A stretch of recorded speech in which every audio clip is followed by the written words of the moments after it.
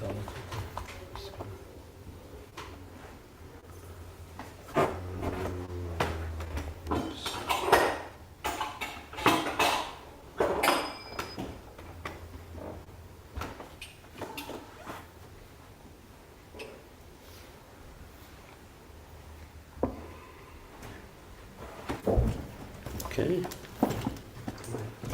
Yeah, cartels.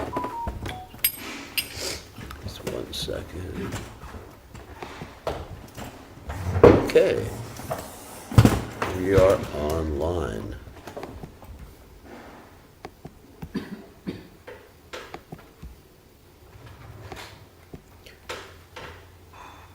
Where are you broadcasting? In our temple's Facebook and Facebook YouTube. page. Okay. Facebook and YouTube, yeah. Okay. So, good morning, everybody. So today is actually a very special day on the Vaishnav calendar. So instead of the regular, can you have a cushion behind here? It's gonna. Instead of the regular Bhagavatam class, which we'll give tomorrow, we're going to speak about today's special day. And the special day it is today is Guru Purnima. What? No verse is needed. No verses today, because there's a lot to talk about. It's Guru Purnima.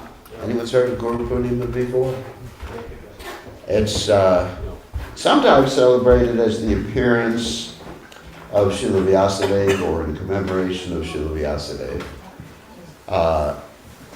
And all over Braj,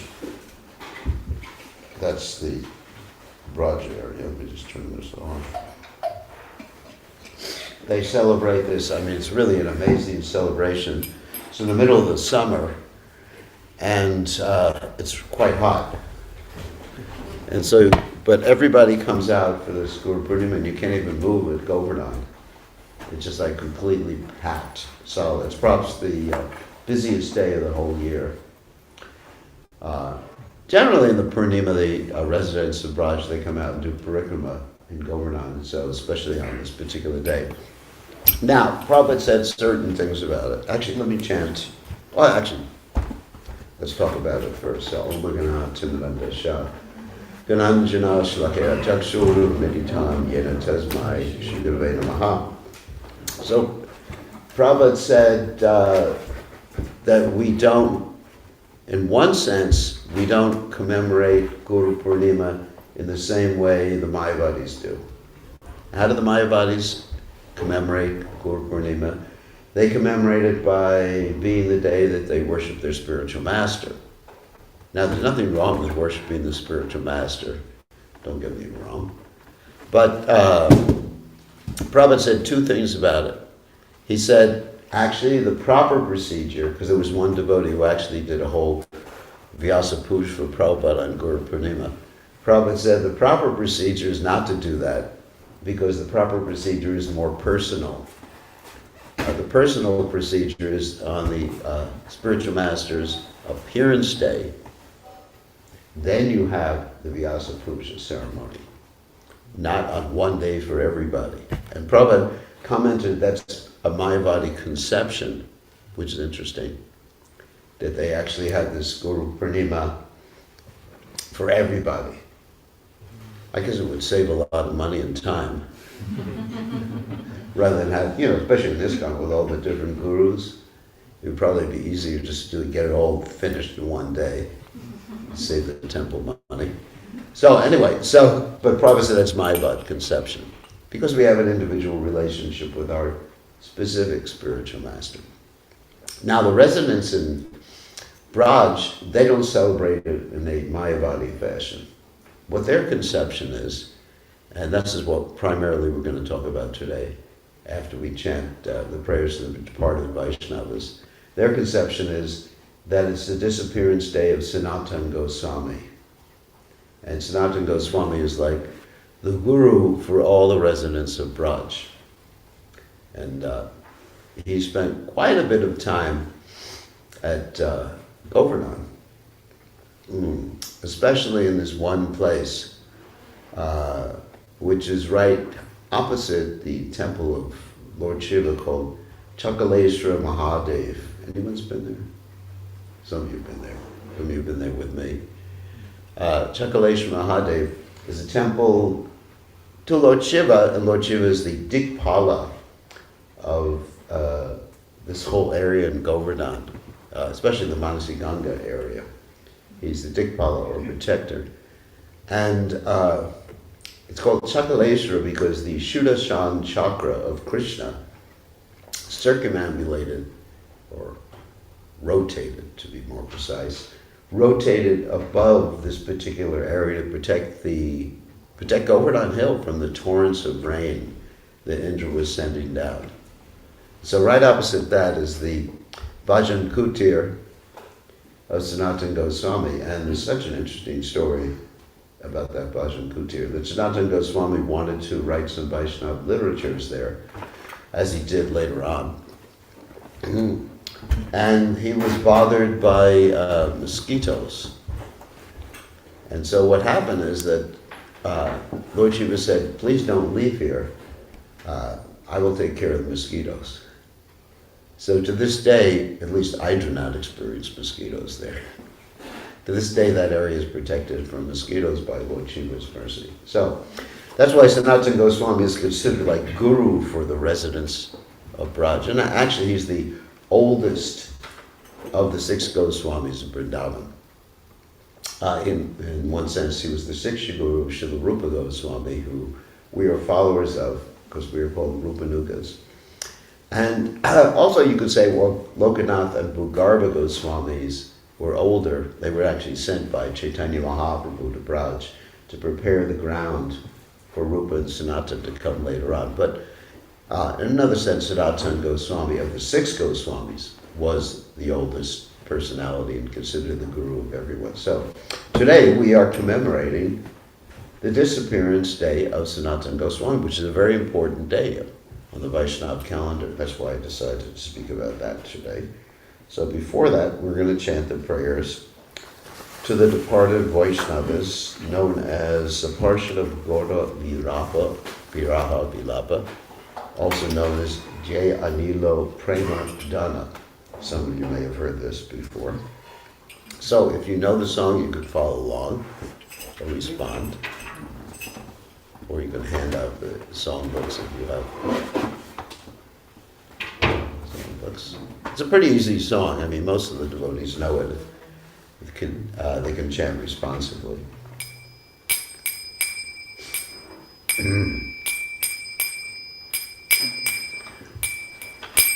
Jai Hanilo Prema Jana Kona Pracho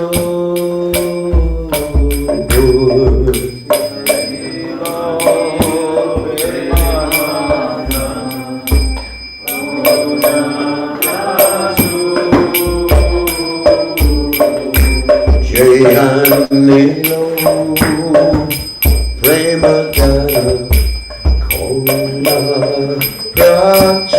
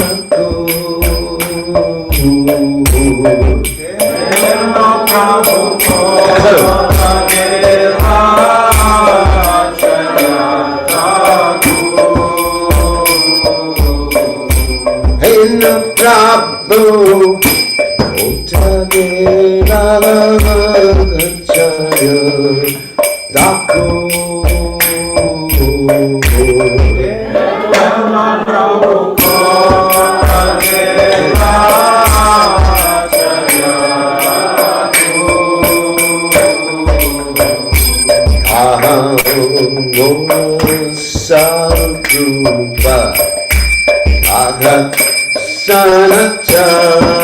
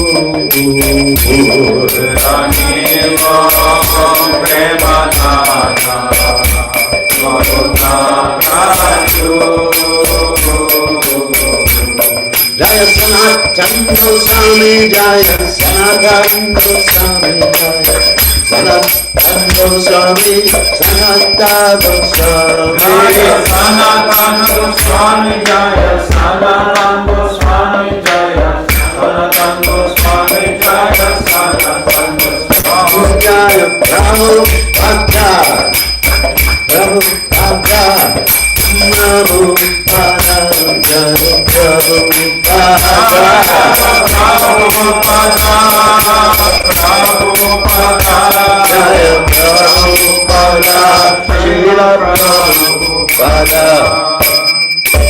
Jai Om Vishnupad Paramahansa Parabhikacharya also Teta Satashi Shimad, His Divine Grace Abhaya Charanada Bhaktivedanta Goswami Srila Prabhupada Ki Jai. ISKCON Founder Acharya Srila Prabhupada Ki Jai. Anantakoti Vaishnava Vrinda Ki Jai. Namacharya Srila Haridas Thakur Ki Jai. Prem Se Kaho Shri Krishna Chaitanya Prabhu Nityananda Shri Advaita Gadadhar Shri Vasudeva Gaur Bhakta Vrinda Ki Jai. Shri Shri Radhakrishna Gopi Gopinath Swayam Kunda Radhakunda Giri Govardhan Ki Jai. Vrindavanam Ki Jai, Mathuram Ki Jai, Jagadasami Ki Jai, Madhumai Ki Jai, Srimati Lasi Devi Ki Jai, Samaveda Bhakta Vrindi Ki Jai, Gaur Premananda. All glories to the assembled devotees, all glories the assembled devotees, all glories the assembled devotees, all glories to Shri Guru and Gauranga Shila Prabhupada ki jai, Gaur Prangananda, Namo Vishnu Padaya Krishna Prasaya Budale, Shimati Bhaktivedanta Samaniti Namani Namaste Saraswati Devi, Gauravani Vachari Nivashesha Shanyavani Pasyachadesha. So let me read the translation to this poem by Narottam Thakur. He who brought the treasure of divine love, and it was filled with compassion and mercy. Where is such a personality as Srinivas Acharya God? Where am I, Swarup Damodar, Rupa Goswami? Where is Sanatana? Where is Raghunath Das, the savior of the fallen? Where am I, Raghunath Bhatta and Gopal Bhatta? And where is Krishna's Kavi Raj? Where did Lord Gauranga, the great dancer, suddenly go? Right. I will smash my head against the rock and enter into the fire. Where will I find Lord Gauranga, the reservoir of all wonderful qualities, being unable to obtain the association of Lord Gauranga, accompanied by all of these devotees, in whose association he performed his pastimes? Narottama Das simply weeps. So, we're going to talk about Sanatana Goswami this morning. So, Meganat Vidandasha Gananjana Shlakaya Chakshur Viditam Yena Tasmai Shi Gurave Namaha. So, a little history here.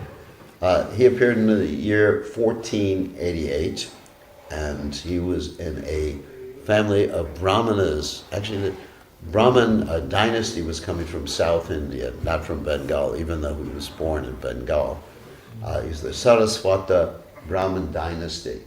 So it's a very, very high, considered a very, very high dynasty in India, or what's called Gotra. I mean, sometimes you go to temples in India and they'll ask you, what is your Gotra? And so devotees were instructed by Prabhupada to say, we are members of the Achyuta Gotra. It's very interesting. Of course, still in Orissa, I wasn't allowed in some of the temples. There's an interesting story. I think Gopinath was with us in that time, wherever he is now. He's not with us now, so he's on his mobile phone. So, Some visitor wanted to ask if the temple is open. So temple is open. You tell them the temple is open. So, so anyway, so we went to one temple in what's that? Shakshi Gopal temple, and I was with some Brahmins from India, and they all introduced themselves as Brahmins from India. They said, I'm a Brahmin. One said, I'm a Brahmin from Gujarat. I'm a Brahmin from Madhya Pradesh. And I said, I'm a Brahmin from New York. They still didn't let me in. Anyway, it doesn't work. So, so there are three famous brothers. There was Rupa Goswami, Sanatana Goswami, and Anupama. Previously, they were called Amar, Santosh, and Vallabha. And they were all pure devotees of the Supreme Personality of Godhead. And the childhood of the pure devotees is actually very similar. Like we see in Prabhupada's childhood, Prabhupada was playing with Radha Krishna deities when he was young. And the rest of us in the West, we were playing with God knows what when we were young. Gopinath was playing with a guitar when he was young. But, so they were actually enacting. This is very similar to Lord Nityananda's childhood, where Lord Nityananda was enacting the various pastimes of Krishna. So they were also enacting the various pastimes of Krishna in Vrindavan, and they constructed replicas of Braj, like there's a Radhakund and a Shaimakund, and they were very much absorbed in Krishna's pastimes from the very beginning of life, and Rupa and Sanatana and Anupama. And they were actually instructed in philosophy by another very educated personality known as Vijaya Vachaspati, who is the brother of Sarvabhauma Bhattacharya. Now we all know about Sarvabhauma Bhattacharya and his interactions with Sri Chaitanya Mahaprabhu and Jagannath Puri.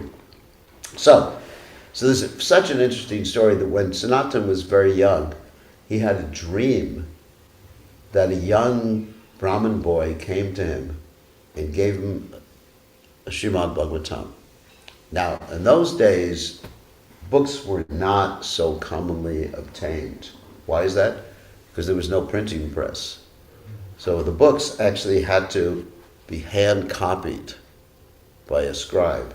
And that was quite an arduous process to hand copy a book.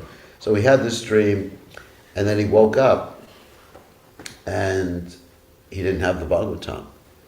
And he was completely depressed. Just a young boy.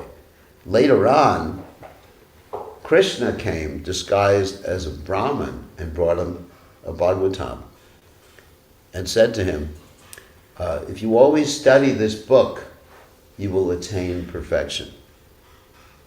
Very, very interesting story. So the Bhagavatam became Sanatana Goswami's very life and soul. And he glorifies it. I'm going to read a little bit from his literature, Krishna Lila Stava. And this should inspire us as far as our relationship with the Bhagavatam. He says, "O holy Bhagavat, you are my only company, my only friend, and my guru." Listen to this, intense. "You are my greatest treasure and my personal savior. You are the emblem of my highest fortune and the very form of ecstasy. I offer my obeisances unto you." So later on, of course, then he started studying the Bhagavatam and became a great scholar in Bhagavatam, and also Rupa Goswami to Anupama. So later on, some of their family members that were working for the Nawab Hussain Shah, who was like the governor of that province in Bengal, their family members passed away. And so they were inducted into the service of the Muslim government. Now someone may question, why were these great devotees serving this government? Because the Muslim government was not exactly the kindest government. It's not like in Finland, you have everything's wonderful, it's the number one happy place in the whole world. Hopefully you're all happy and understand that. But actually in India it wasn't like that at that time. Because it's not that I'm anti any particular religion, but the Muslims who had taken over India were called the Mughals. They weren't the educated Muslims. They were actually educated, just a little European history, not European, Middle Eastern history for you, that originally the Mughals were not there in the Muslim religion. Originally, especially in Baghdad, the Muslim religion was actually quite liberal. And then they used to study all the religious literatures of the world, all the different religions of the world. They would all work together. It was a very educated society. And then these Mughals came from the north, the tribes from the north. These were, I don't know if anyone's heard of Genghis Khan. Yeah. Some of them. They were like his type of people. And it's described in the history there that they would travel on horseback and they wouldn't take time to sleep or eat or even go to the bathroom. They would do everything on the horse. It's a little history. I thought it was interesting just to understand the Mughal people. And you could smell them coming like 20 kilometers away. And these were the types of people who actually changed the whole face of the Muslim religion. Because it was actually based, for many people outside of Saudi Arabia, it was actually based upon very educated culture. And later on it became, not every Muslim, but later on many aspects, especially in Spain, that happened to was the Mughals who went into Spain. Later on it changed things. So you may ask, why did Sanatana Goswami and Rupa Goswami assume posts in the Muslim government? And the reason is that they and their family were threatened that unless you take over this position, and their family relatives had these positions previously, unless you take over this position or these positions as revenue officer and vice chair, whatever it is, then we're going to kill everybody. We're going to kill all the Hindus. And the Muslims were renowned for killing Hindus or devotees. It's described about one particular Mughal. His name was Aurangzeb. Some of you may have heard about him. He's considered an incarnation of Kamsa. And some people say that he used to not take breakfast until as many Brahmins who had Brahmin threads and their weight would equal his weight would be killed that day. So, people talk about Holocaust. Certainly in Europe you have the Holocaust. But the Mughals killed more than 85 million Hindus over a period of time in India. 85 million. And I think that far surpasses any atrocity that's ever occurred anywhere else in the world. So, okay, so they started working for the Mughal government, and in the meantime, they acquired a lot of wealth, and they built 3 mansions, Anupama and Sanatana Rupa Goswami. They built 3 mansions in this place called Ramakeli, which is where they lived. So eventually, they heard about Lord Chaitanya Mahaprabhu, and Lord Chaitanya Mahaprabhu, in order to see them and enlist them in his service, he was going through Ramakeli on his way to Vrindavan. And so they immediately, when they saw him, they fell down on the ground and put straws in their teeth as a sign of humility. That's a tradition in India, that you put Jai, Shishi, Gornatai Kajad. You put a straw in your teeth and you offer dandavats to a great personality. And so they took association with Sri Chaitanya Mahaprabhu there and got initiated. Lord Chaitanya Mahaprabhu said to the 3, that you are my eternal servants. And he gave them the name Rupa and Sanatan. Previously they had gotten some Muslim names, Dabir Khas and Shakara Malik. And so he initiated them at that particular point, very quick initiation. And they were able to give advice to Sri Chaitanya Mahaprabhu. What is the advice they gave to Sri Chaitanya Mahaprabhu? Because Lord Chaitanya was going to Vrindavan, accompanied by this large group of people. It was like hundreds of people going with him. And then they said, this is not appropriate. They said to Lord Chaitanya, when you go to Vrindavan, it should be in a meditative mood. And so later on, Lord Chaitanya decided not to go to Vrindavan at that particular juncture. And he, when he went back, he just went with 1 or 2 servants, the Balabhadra Bhattacharya and another servant who carried something for him. So this is really important for us to understand the mood of Vrindavan. It's a very meditative mood. Vrindavan is the most sacred place. So, anyway, so later on, the brothers became interested in leaving everything, leaving government service, and joining Sri Chaitanya Mahaprabhu. And so, Rupa Goswami was able to easily resign from government service. And what he did is he left his money, he divided his money up in a certain way, and left a quarter of his money with a grocer who was the banker at that particular point for emergencies. And he understood that his brother would need that money in order to escape later on. But Sanatana Goswami was not able to escape so easily. So what he did is that he claimed that he was sick and he didn't show up for work. But while being sick, he had Brahmins come to his house, his mansion, and heard the Bhagavatam every day. And so one day, the Nawab Hussain Shah, along with his physician, came to see Sanatana Goswami, and he saw Sanatana Goswami was not sick. And he said, Sanatan, or Shakara Malik, which is his name at that time, don't do this. You should come back to work. And I need you at work because I am going to conquer Orissa. So he said to the Nawab, you're giving pain to the Supreme Personality of Godhead. Now, you don't want to say that to a fanatic person like Nawab. And so he refused to serve the Nawab, and so the Nawab put him in prison. Okay, so he puts him in prison, and Sanatana's there in prison trying to figure out how to escape.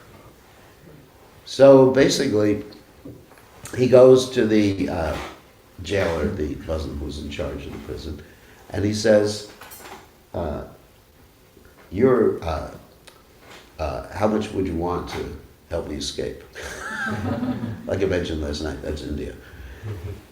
And so basically he took some of the money that his brother had left and he bribed the jailer.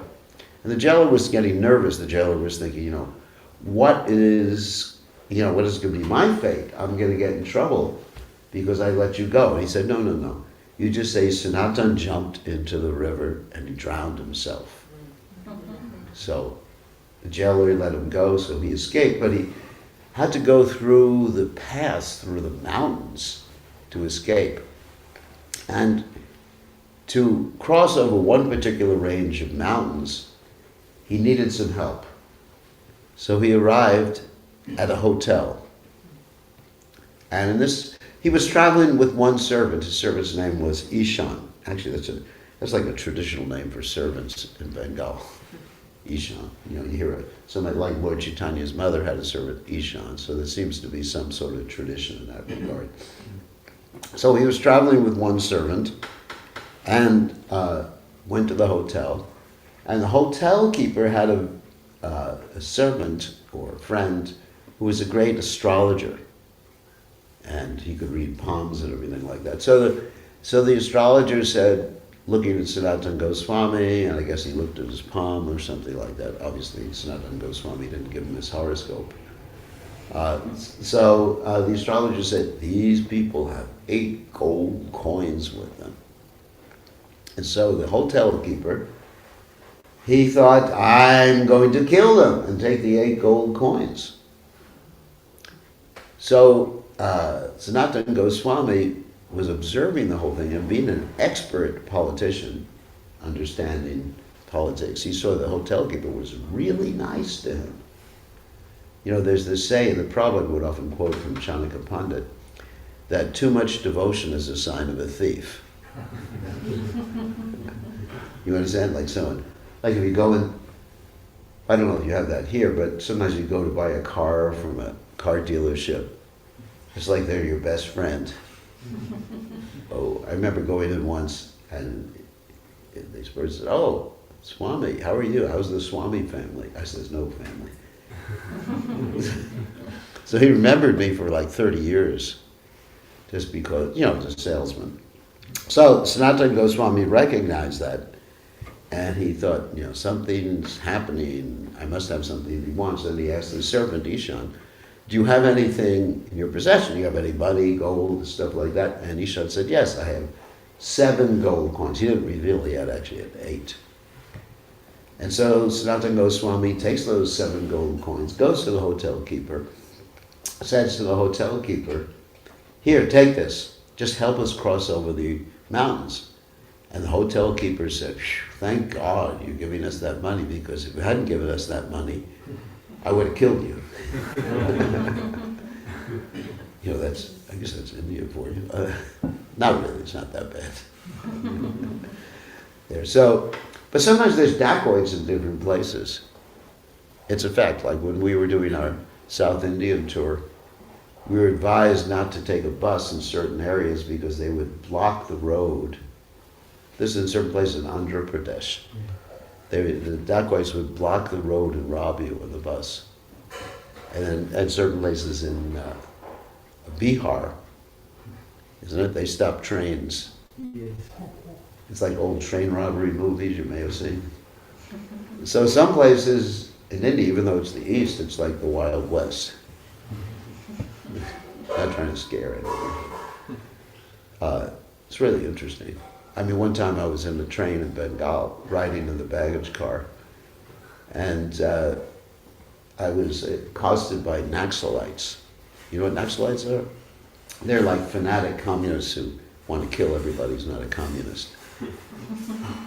And they looked at me, the only Western guy there, and they said, oh, hello. Anyway, I was able to calm them down a little bit. So anyway, Sanatana Goswami escaped in that way, and eventually went to join the Lord in Benares, where Lord Chaitanya Mahaprabhu was. And so by that time, as he had crossed the hills and everything like that, he had looked like a Muslim mendicant. I mean, his clothes were torn, and he had a big beard, and he just looked like a Muslim mendicant. So he arrived at the house of Chandrasekhar, where Lord Chaitanya Mahaprabhu was staying, and he knocked on the door. And Lord Chaitanya Mahaprabhu said, there's a great devotee at the door coming to see me. And so Chandrasekhar goes to the door, and he opens the door and he says, oh, Muslim mendicant. Okay. Shuts the door. And then he goes back to Lord Chaitanya. Lord Chaitanya said, was anyone there? And Chandrasekhar says, there's only a Muslim mendicant. And Lord Chaitanya said, let him in. He's a great devotee. And then Lord Chaitanya Mahaprabhu embraced him. So one thing that Sanatana Goswami had that wasn't exactly torn was he had like a shawl that was given to him by his brother-in-law, Shrikant. You know, beautiful embroidered shawl, like a chadar. You know, this is not embroidered. But you understand, like, some of the ladies wear these embroidered chadars.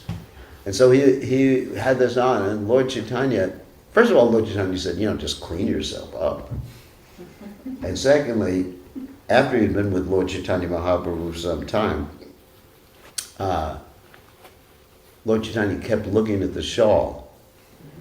Normally if someone keeps looking at something I have, I think they want it.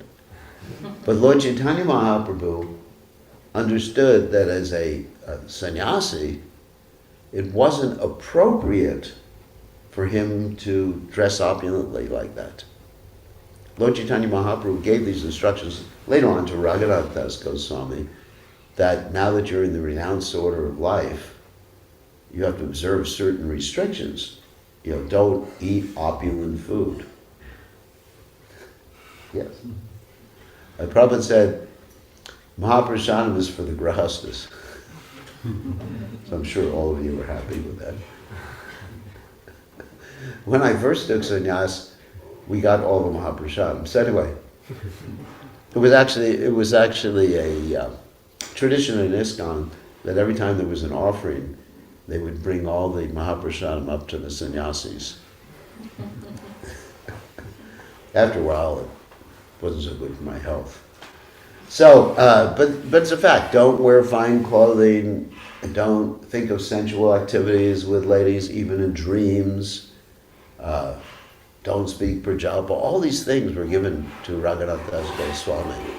Very, very strict. Lord Chaitanya was very, very strict with his sannyasis.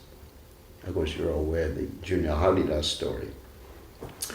So what happened with Sanatana Goswami in this particular shawl is that Sanatana Goswami later on went to the banks of the Ganges and saw just someone there with a quilt. A quilt means, I know quilts, nowadays you pay a lot of money for a quilt, but actually originally a quilt meant that you had all this old cloth and you basically didn't want to throw it away and you couldn't afford to buy a new one, so you just pieced it together.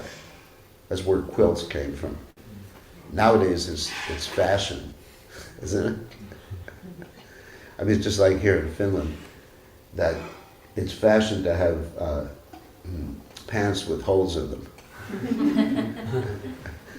I had one disciple here, he had pants with holes, and I said, go buy yourself some new pants, and he did. And he came back, and the pants also had holes in them. So there's different fashions.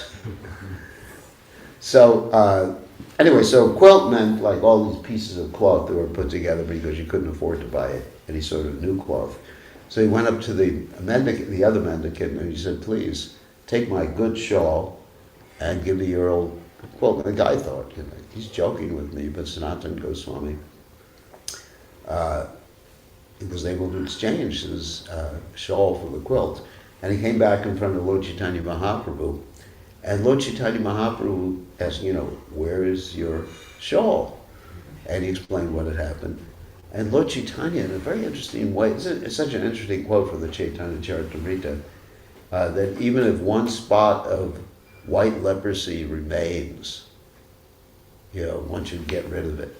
So for sannyasi is like a white sheet, and if there's one spot, then it really spoils everything. Like if you have a black sheet, or whatever, a brown sheet, a spot doesn't really bother you. So Lord Chaitanya was very, very strict. So they spent many, many days, and Lord Chaitanya Mahaprabhu instructed him in the Siddhanta of Krishna consciousness, and the Tattva, and the Bhav, and the Ras, and all those other different aspects of the philosophy of Krishna consciousness.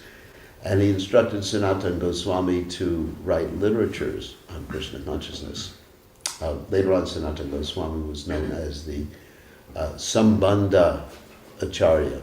There's three different aspects to realizing Krishna in this particular nomenclature. One is called Sambandha, the other one's called Avideya, and the third type is called Prayojana. So Sambandha means to understand the connection and relationship between what we call the tattvas. Tattvas means, Jiva Tattva, Vishnu Tattva, Shakti Tattva, and the different varieties of Shakti Tattvas and how they interact with each other. That's called Sambandha.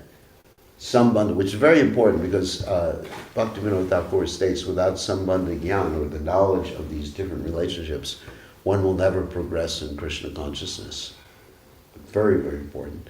And then Rupa Goswami is the Acharya of the Abhideya, which means the process of bhakti, beginning with sadhana bhakti, Vaidhi bhakti, then Raganuga bhakti, Bhava bhakti, Prema bhakti, like that. So Rupa Goswami is the Acharya of that.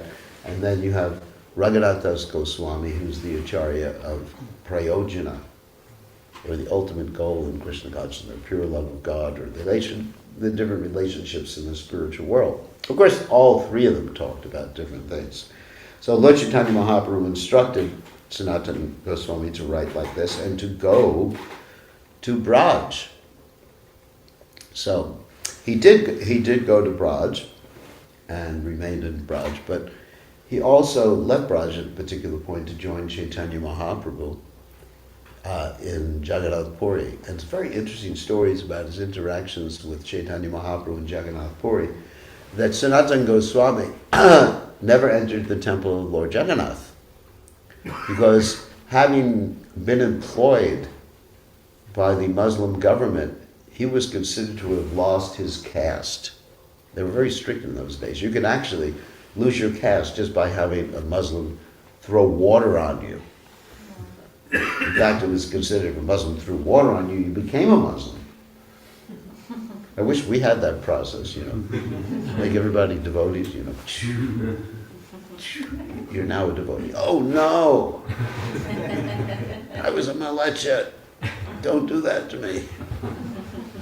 But, really it was an interesting process. So, Sanatana Goswami never entered the temple of Lord Jagannath. He resided with Haridas Thakur, as Rupa Goswami had. And Lord Chaitanya Mahaprabhu, because he was respecting the etiquette there, he didn't force his way into the temple. Of course, he could have done that. Lord Chaitanya would have helped him. But he respected the ordinary etiquette, which is really important. In the Bhagavatam, it says that a devotee never violates etiquette. One who violates etiquette is called Maryada. Maryada means they're violating the etiquette. So anyway, so he observed that, and there's this interesting story when he was in Puri with Lord Chaitanya Mahaprabhu, because when he arrived there with all these sores on his body, which is something like eczema. I don't know if any of you have heard of that. It's like you got these pus and everything is coming out all over the body. It's really not so nice. And so even though he had all these sores on his body, Sri Chaitanya Mahaprabhu would regularly embrace him. And can you imagine that? Embracing someone who just these smelly sores all over his body. And so he got really upset. I'm offending, I can't see Lord Jagannath, I'm offending the devotees, and now I'm offending Sri Chaitanya Mahaprabhu.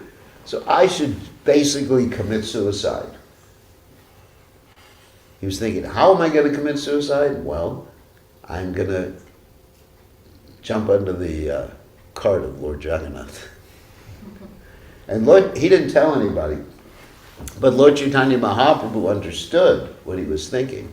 And Lord Chaitanya Mahaprabhu said, if I thought I could achieve Krishna by committing suicide, I'd be prepared to give up this body many, many times, millions of times.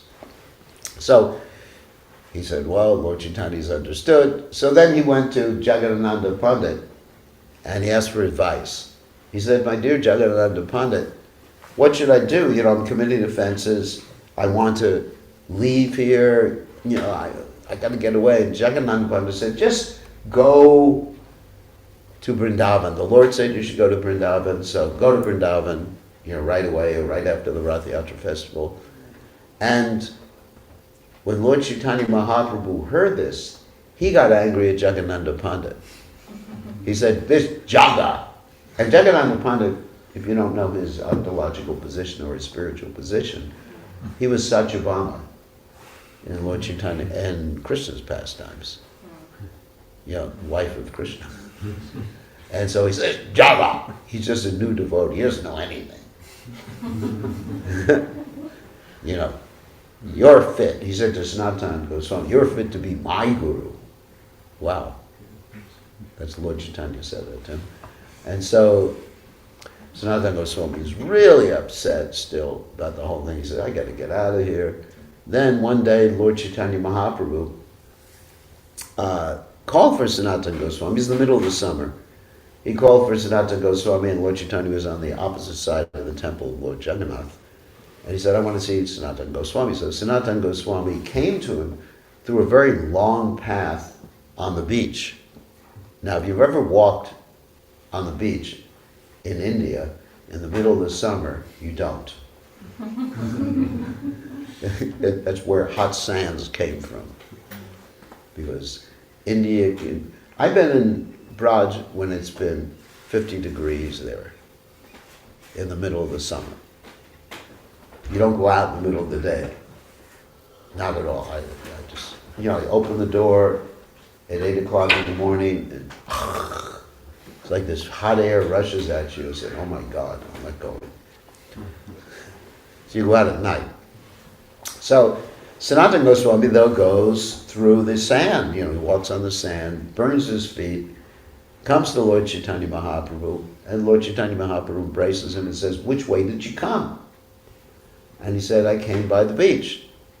And Lord Chaitanya said, you should have come by the temple. The entrance to the temple. But Sanatana Goswami thinking, these sores are good. Anyone who sees me or comes near me or touches me, it's going to get contaminated, especially the pujaris. So that's why he took the long way around. And Lord Chaitanya Mahaprabhu was very pleased with him at that point. And also he revealed, he said, look, Sanatan, if I became disgusted by embracing you, I would not be bona fide sannyasi. Because a sannyasi is supposed to be samadarshi, Vidya Vinaya Sampane, Brahmani Gavihastami, Shuddhi Chakasvapakya Pandita Samadarshana, which means he has to see things equally. Sannyasi distinguishes between things that smell good and smell bad, then that's a disqualification, because he's into Sanskrit. Don't worry, none of you have to follow that. I do.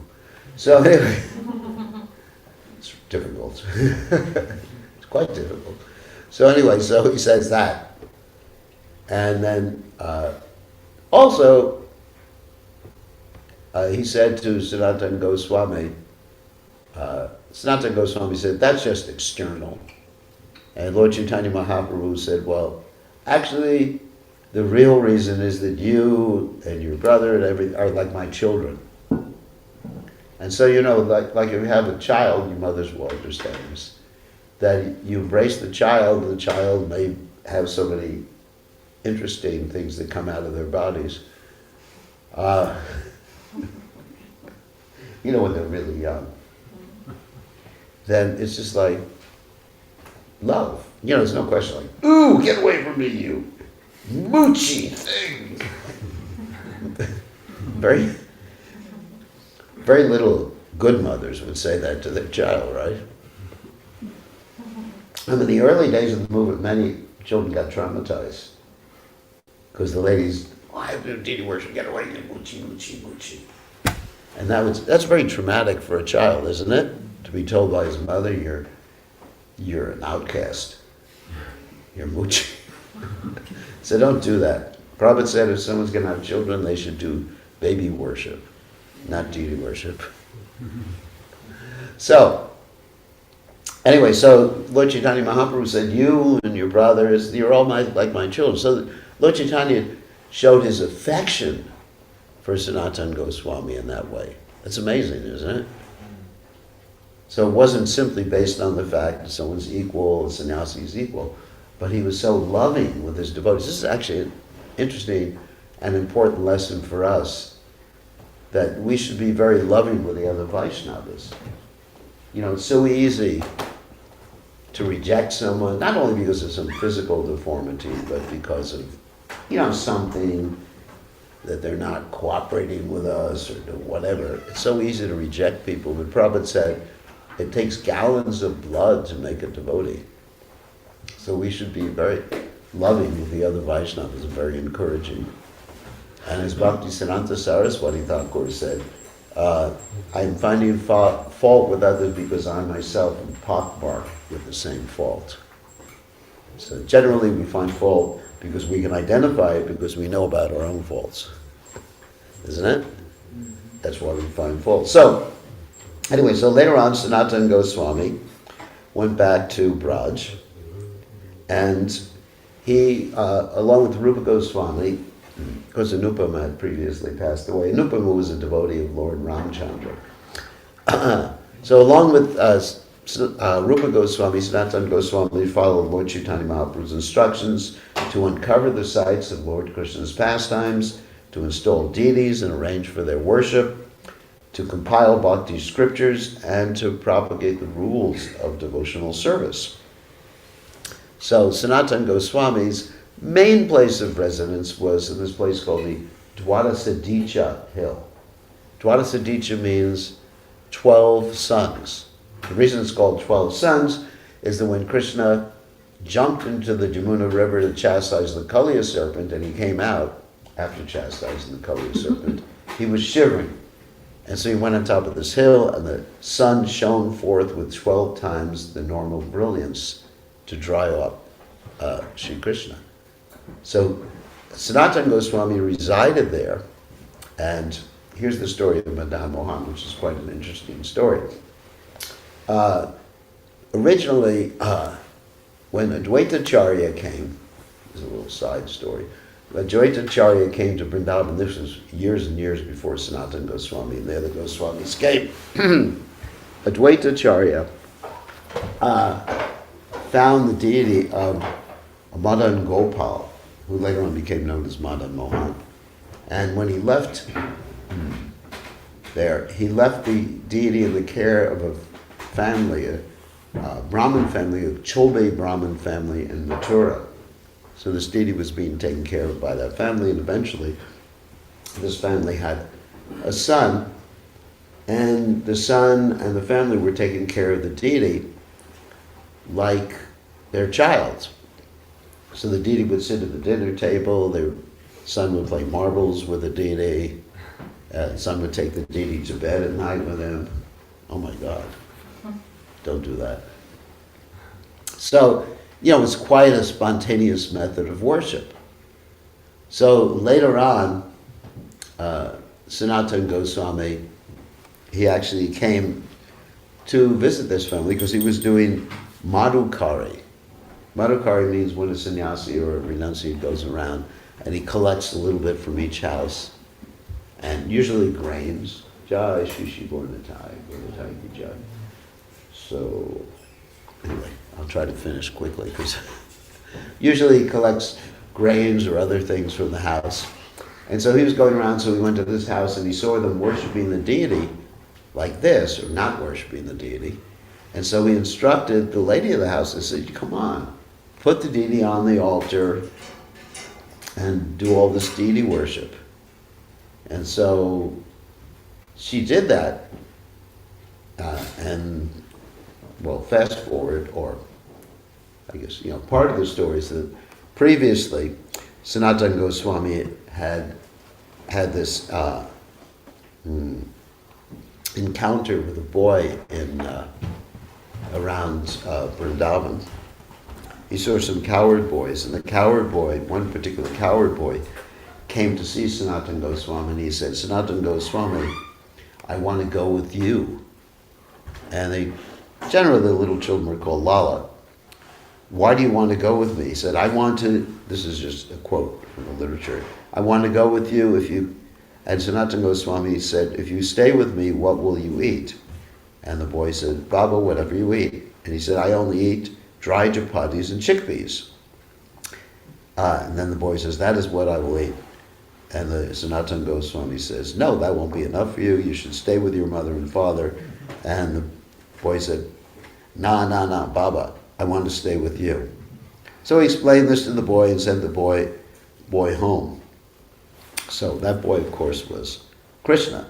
And that boy was actually the Madan Gopal, later became known as Madan Mohan. So anyway, so Sanatana Goswami, he instructed the family, going back to the story like that. So they were worshiping the deity in a more opulent way, putting the deity on the altar. And then Sanatana Goswami had a dream. And in that dream, the deity appeared to him and said, you spoiled all my fun. Now I just have to stay on this stupid altar all day long. And I can't, I was playing with the kids, I'm a boy. What have you done to me? So therefore you have to take care of me. And Sanatana Goswami said, no, you just stay where you are in the dream. So, but that night also the family, the gentleman, his name was Damodar, that's right, his name was Damodar. He had a dream, and he was instructed in that dream to give the deity to Sanatana Goswami. So Sanatana Goswami wakes up the next morning, he finds this deity outside of his hut there on Dwadasadicha Till, or the hill. He said, I have no facility for you, but he had to accept the deity because the man insisted and the deity insisted. And so he basically hung the deity from the tree. Because, like you see sometimes the devotees will carry the deity around in a little pouch or something like that. In India, you see that sometimes.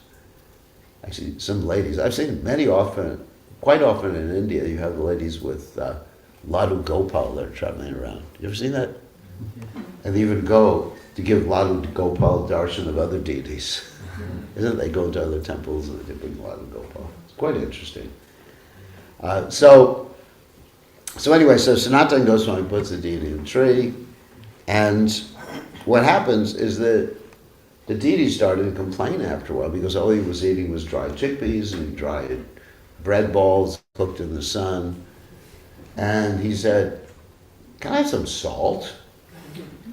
And Sanatana Goswami said, look, I've been given this mission by Sri Chaitanya Mahaprabhu to establish the holy places, write books. I don't have time. If you want to get salt, you have to get it for yourself. Yes, the devotees sometimes have this intimate relationship with Krishna, which we can't imitate.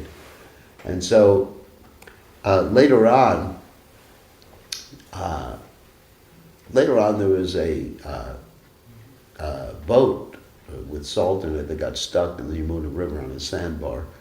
And the owner of the boat, Krishna Kapoor, he was very worried, and he saw this hill above the Yamuna River. This hill was where Sanatana Goswami was.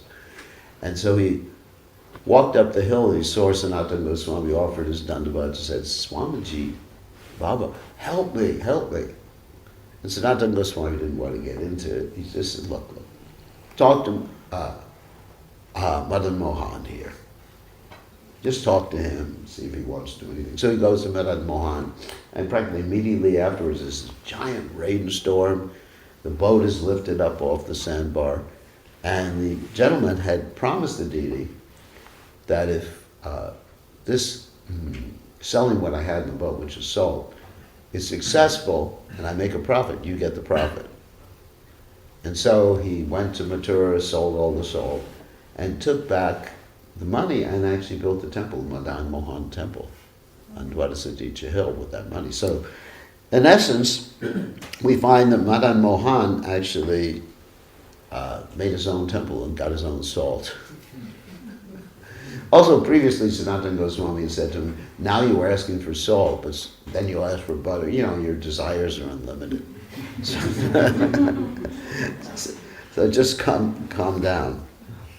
So that's quite an interesting story about the Madan Mohan temple. Of course, Madan Mohan is also the presiding deity of Sambandha Gyan, which is interesting. And the presiding deity of Abhideya is Rupa Goswami's deity, Radha Govinda, and the presiding deity, Gopinath, is the presiding deity of Prayojana. Now, it's very easy to understand that because Madan Mohan means someone who attracts you from Cupid, right? Because all of us are attracted. We were talking about Cupid yesterday, not in a mundane way, but how Krishna is the transcendental Cupid. And so Krishna, what does Cupid do? Cupid has 5 arrows, right? The objects are the senses. And so Krishna also has 5 arrows. But these 5 arrows are the transcendental objects of the transcendental senses. So right now we're attracted by the objects of the mundane senses. And so we have to take shelter of Krishna. So Madan Mohan. And Gopinath means basically Gopinath. I mean, not Gopinath, sorry. Radha Govinda means to engage. Govinda means the proprietor of the senses or enjoyer of the senses. So to engage your senses in Krishna's service. And Gopinath means the Lord of the Gopis, which is Prayojana Tagwa. So, anyway, so many other interesting stories about Sanatana Goswami. When Sanatana Goswami got old, he was actually 65, which is younger than me anyway. So he was having trouble circumambulating Govardhan Hill. So a young boy says to him, who is actually Krishna, you should not circumambulate Govardhan Hill anymore. It's too much for you. You're too old. And Sanatana Goswami says, no, I've taken this vow. I should not renounce my vows. And the young boy says to him, here's the Govardhan Shila. You just circumambulate this every day. And it's the same as going around Govardhan, which is true. In Sriram Mayapur, there's actually a replica of Govardhan at the Chaitanya Math, Bhaktisiddhanta Saraswati Thakur's temple. And you can go around that. It only takes how long? Half a minute? Yeah, at most. You can do Dandavat Parikramas in 5 minutes. Govardhan. And there's a replica of Radhakund and Shamakund there. So, in that sense, Mayapur is much more merciful, Odarya Dham. And Vrindavan is called Madhurya Dham, the sweet place. Mayapur is known as the merciful place. Interesting, isn't it? That's why Gopinath stays in Mayapur. He needs a mercy. So, anyway, then Sanatana Goswami remained there for about 43 more years. It was very dear to the residents of Braj, and there's an interesting glorification by Bhaktivinoda Thakur in his Jaiva Dharma, which I have here. He says, Sanatana Goswami was empowered to explain the esoteric aspects of Krishna's manifest and unmanifest Braja Leelas. So his samadhi is right behind the Radha Madan Mohan temple in Vrindavan. And in the Gauragana Dashtipika, Kavi Karnapur glorifies him as Rati Manjari and also Lavanga Manjari in Krishna's pastimes. And there's this statement here, Rupa Goswami's closest friend, who was known by the names of Rati Manjari and Lavanga Manjari, appeared in the pastimes of Sri Chaitanya Mahaprabhu with Sri Sanatana Goswami, who is considered to be a personal extension of the body, this is Kavi Karnapur, a personal extension of the body of Sri Chaitanya Mahaprabhu. Wow. Pretty amazing glorification. So he wrote, basically his four most important books are the number one, Brihad Bhagavatamrita, which has been translated in ISKCON by Gopi Pranadana Prabhu and his crew of Sanskrit experts, which details the story of Gopakumar. That's the second part. And the first part is detailing the story of Narada Muni looking for the best devotee of the Lord. And in the Brihad Bhagavatamrita, which is the first of all the books written by the Goswamis of Vrindavan, you'll find every aspect of Krishna consciousness, Sambandha, Abhidheya, and Prayojana. If you understand this one book, you'll understand everything about Krishna consciousness. Most important book. And it's actually a beautiful story. Then you have the Hari Bhakti Vilas, which is the rules and regulations for Vaishnavas, rituals and conduct of Gaudiya Vaishnavas. Also, Srila Prabhupada commented that some of the injunctions in the Hari Bhakti Vilas are only applicable in India and not applicable in the Western world. They were actually meant to attract people who were into Brahminical, ritualistic Brahminical behavior of Krishna consciousness.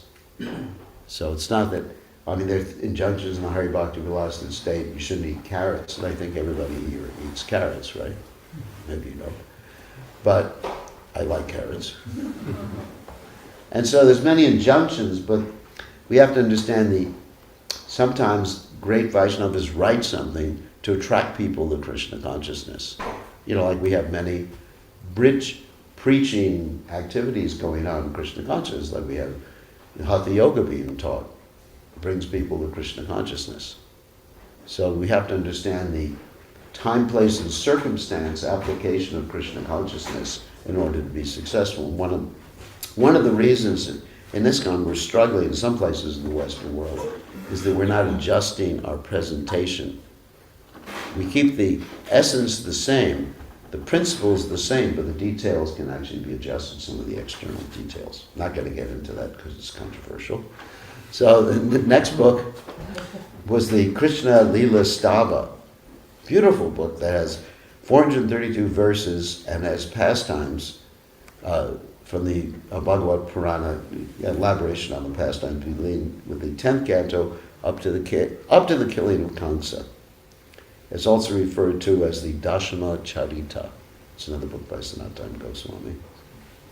And then one of the other books, which I refer to quite often, is called the Brihad Vaishnava Toshani, which is a commentary on the 10th canto of the Srimad Bhagavatam, the Bhagavad Purana, by Sanatana Goswami. It's also known as the Dashana. Typically, it's one of the commentaries that Srila Prabhupada would often consult when he was writing commenting on the Bhagavatam. So that's Sanatana Goswami. Any questions or comments? Yes? All right. Do you know about this Sanatana Goswami Shila there at Radha Damodar temple in Vrindavan? Right. But in Jaipur, where they have the original Radha Damodar deities, Right. they have also the Shila there, and they say that is original, and that what is in Vrindavan, that is Pratipu. So do you know which one is? That's an interesting question. No. I don't know. For those of you who don't know, Pratibu means like not only replica, it means a manifestation, another manifestation of the original, basically, to be more precise. Like in Vrindavan, you have the original temples of the Goswamis, like Sanatana Goswami's temple, Radha Madan Mohan. And also in Radhakund, you have all the Goswami temples too, which is interesting. And the reason for that, they're replica temples. The reason for that is when the Muslims attacked Vrindavan, they first moved the deities to Radhakund area. And then when the Muslims attacked there, then they moved the deities further away, like Jaipur, Udaipur, like Radha Madan Mohan, Radha Govinda, who's also in Jaipur. Madan Mohan, I believe, is in Karoli. Not Jaipur, Karoli. So you have, anyway, so you have replicas of the temple. And after some time, they installed other deities in some of these temples. And these deities are called Pratibhu deities, which are manifestations or expansions or non-different from the original deities that were installed. So, thank you for your question. Any other questions? Yeah. I found it quite interesting when you said that like Muslim city like Baghdad was an educational center. Yeah. But then I actually heard way in the past that Muslims they actually destroyed the libraries of esoteric knowledge with the idea that if it's in the Quran we don't need it, and if it's not in the Quran we don't want it. So could it have been a Mughal? Those are the Mughals. Yeah, yeah. Those are the Mughals because the opposite information is actually true before the Mughals came in. During the European Dark Ages, you all remember the Dark Ages? No. You're not that old. I do. I remember. So during the European, that's before we had airplanes or boats or anything like that. You know, Neanderthals. So during the Dark Ages, the works of the great Greek scholars, like Plato, Aristotle, were actually burnt and destroyed in Europe. Not by the Muslims, but by the Europeans. And these works, I don't know if anyone else knows the history besides me, but these works were preserved by the Muslims in Baghdad. One of the reasons we still have these works is because they were preserved. So it's not, so it's important to understand it's not the religion we're dealing with that has done all these things. It's some bad people. I mean, there have been some bad people in every religion. Like in the Christian Crusades, I mean, there were so many horrendous atrocities. The Christians would go through Muslim villages and kill everybody in sight. So, and anyway, so many stories from the Dark Ages in Europe, I can tell you. Especially during the plague, people would attack other villages by throwing a body into the village that had the plague in it and infect everybody with the plague. So Baghdad was a seat of learning. There were Jewish people there, there were Christians there, there were Muslims there, and they were all exchanging philosophy. They were talking philosophy. It was like a university city. So later on, the Mughals came and did what you mentioned. So they were very educated Muslim scholars. I mean, of course, they were strict Muslims and they observed their rules and regulations. But in any religion or spiritual process, there's people who are going to be higher class and lower class.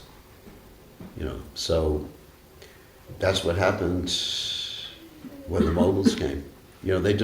They destroyed Baghdad. They destroyed the universities.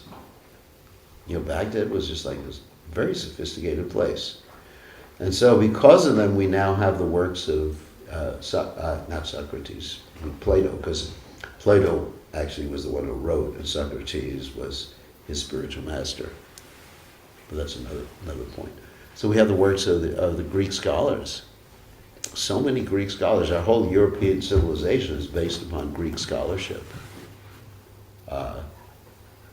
Aristotle, Plotinus, so many people. Yes. But later on, yes, they did that after the Mughals came in. So, I mean, we have nothing against Mughals, but that's the history. Genghis Khan. You can see that in the movies. So, anybody else have a question? It's an interesting history.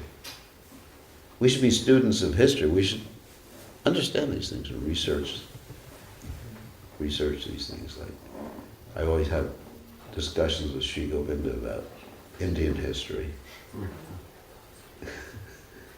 Yes, the last time we were yelling at each other about Indian history. But anyway, interesting exchange and Indian politics.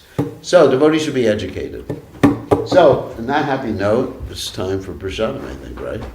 All glories to His divine grace. Srila Prabhupada ki jai. Sanatana Goswami ki jai. His Holiness Goswami Maharaj ki